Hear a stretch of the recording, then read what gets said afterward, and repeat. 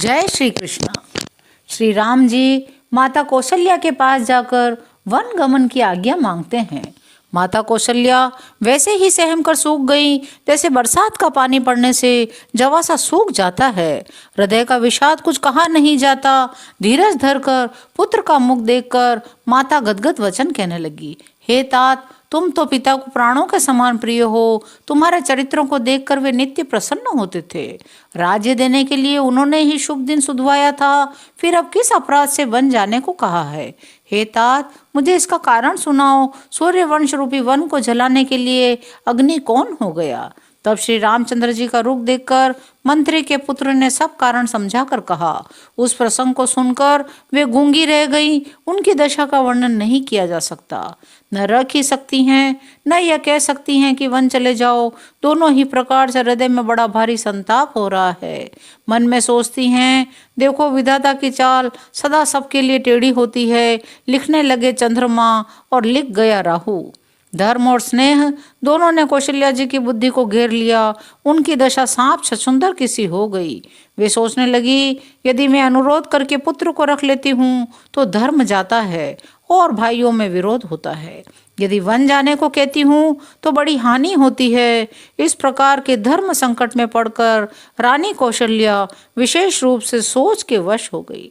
फिर बुद्धिमती कौशल्या जी स्त्री धर्म को समझकर, पातिव्रत धर्म को समझकर, राम और भरत दोनों को पुत्रों को समान जानकर सरल स्वभाव वाली धीरज धरकर वचन बोली, हे तात, मैं बलिहारी जाती हूँ। तुमने अच्छा किया।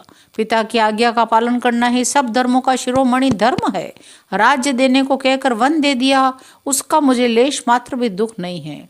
दुख तो इस बात का है, तुम्हारे बिना भरत को, महाराज को और प्रजा को बड़ा भारी क्लेश होगा।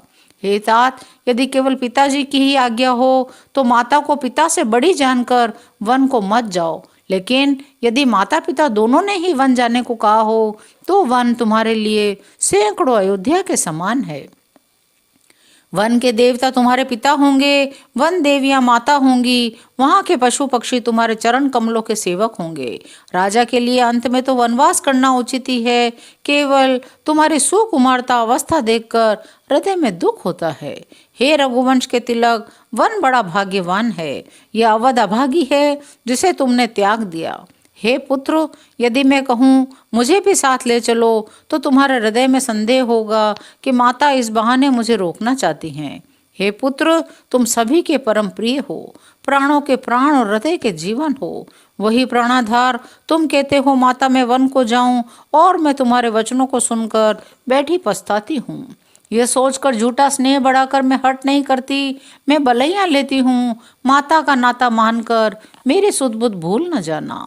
हे गोसाई, सब देव और पितर तुम्हारी वैसे ही रक्षा करें जैसे पल की आंखों की रक्षा करती है। तुम्हारे वनवास की अवधि 14 वर्ष जल है। प्रियजन और कुटुंबी मछली हैं। तुम दया की खान, धर्म की धुरी को धारण करने वाले हो। ऐसा विचार कर वही उपाय करना जिसमें सबके जीते जी तुम आ मिलो। मैं बलिहारी जाती हूँ, तुम सेवकों, परिवार वालों, नगर भर को अनाथ करके सुखपूर्वक वन को जाओ। आज सबके पुण्यों का फल पूरा हुआ, कठिन काल हमारे विपरीत हो गया। इस प्रकार बहुत विलाप करके अपने को परम अभागिनी जानकर माता कौशल्या श्री रामचंद्र जी के चरणों में लिपट गई। हृदय में भयानक दूसरा संताप छा गया। उस समय के बहुविध विलाप का वर्णन नहीं किया जा सकता। श्री रामचंद्र जी ने माता को उठाकर हृदय से लगा लिया, फिर कोमल वचन कहकर उन्हें समझाया। उसी समय यह समाचार सुनकर सीता जी अकुला उठी, सास के पास जाकर उनके दोनों चरण कमलों की वंदना कर सिर नीचा करके बैठ गई। सास ने कोमल वाणी से आशीर्वाद दिया। वे सीता जी को अत्यंत सुकुमारी देखकर व्याकुल हो उठी। रूप की राशि, पति के साथ पवित्र प्रेम करने वाली सीता जी नीचा मुख किए बैठी सोच रही हैं।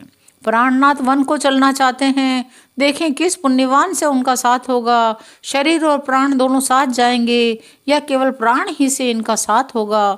विधाता की करनी कुछ जानी नहीं जाती। सीता जी अपने सुंदर चरणों से नखों से धरती कुरेद रही हैं।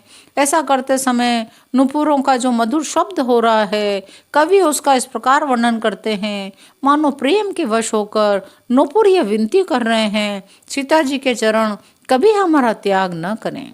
सीता जी सुंदर नेत्रों से जल बहा रही हैं। उनकी यह दशा देखकर श्री राम जी की माता कौशल्या जी बोली, हे तात सुनो, सीता अत्यंत सुकुमारी है, सास ससुर कुटुंबी सभी को प्यारी है। इनके पिता जनक जी राजाओं के शिरोमणि हैं। ससुर सूर्य कुल के सूर्य हैं। पति सूर्य कुल रूपी कुमुद वन को खिलाने वाले चंद्रमा, गुण और रूप के भंडार हैं। फिर मैंने रूप की राशि, सुंदर गुण और शील वाली प्यारी पुत्र वधु पाई है। मैंने जानकी को आंखों की पुतली बनाकर इनसे प्रेम बढ़ाया है, अपने प्राण इनमें लगा रखे हैं। इन्हें कल्पलता के समान मैंने बहुत तरह से बड़े लाड़ और चाव के साथ स्नेह रूपी जल से सींच कर पाला है।